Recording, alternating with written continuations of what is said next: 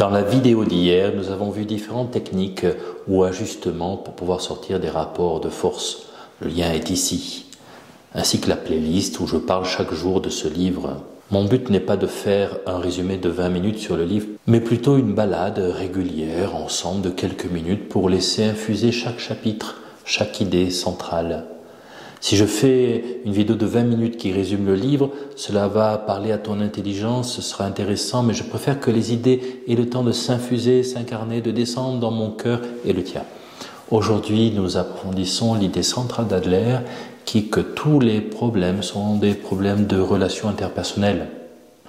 Il n'a pas dit la plupart des problèmes, mais tous les problèmes. Cela peut sembler exagéré. Regardons ce que ça veut dire. Pour Adler, il y a deux objectifs dans la vie, devenir un individu autonome d'une part et la coopération à l'intérieur d'une société d'autre part. Les moyens pour atteindre ces deux objectifs sont trois liens sociaux auxquels nous sommes tenus de faire face avec courage, c'est le maître mot, courage, sans fuir nos responsabilités. D'abord le travail, l'amitié, l'amour, conjugal ou familial. Une personne qui veut vivre en vérité affronte nécessairement ces trois types de liens sociaux, travail, les amitiés, l'amour. Il est en effet question de liens interpersonnels dans le travail car il n'existe pas de métier sans un minimum de relations. Pour l'amitié et l'amour, le lien est évident avec les dynamiques interpersonnelles. Les tâches de notre vie sont donc des relations interpersonnelles dans le travail, l'amitié et l'amour. Tout à l'heure, j'ai dit qu'il faut du courage pour vivre ces lieux en vérité. Car c'est la personne individuelle qui décide de son projet de vie, de son style de vie, de ses relations. Et si une personne est malheureuse, elle est la seule et unique responsable, selon Adler. Pour Adler, en effet, ton histoire, ton bagage, tes blessures n'ont peu d'importance par rapport à tes choix de vie. Car c'est ton interprétation personnelle de ton histoire, de tes blessures, leur sens que tu leur donnes, c'est le sens que tu choisis, consciemment et inconsciemment, qui compte.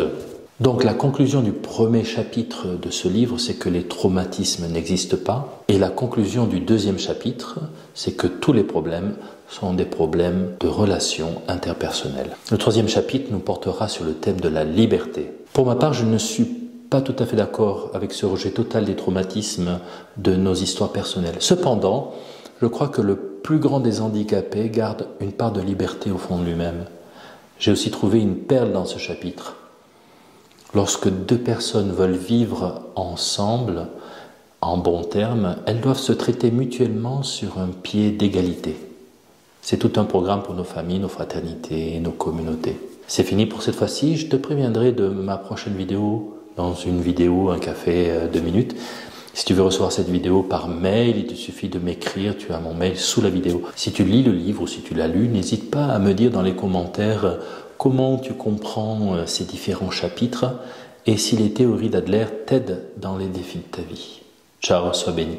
Le roi de mon cœur soit la montagne qui m'élève, la source qui m'abreuve. Oh, il est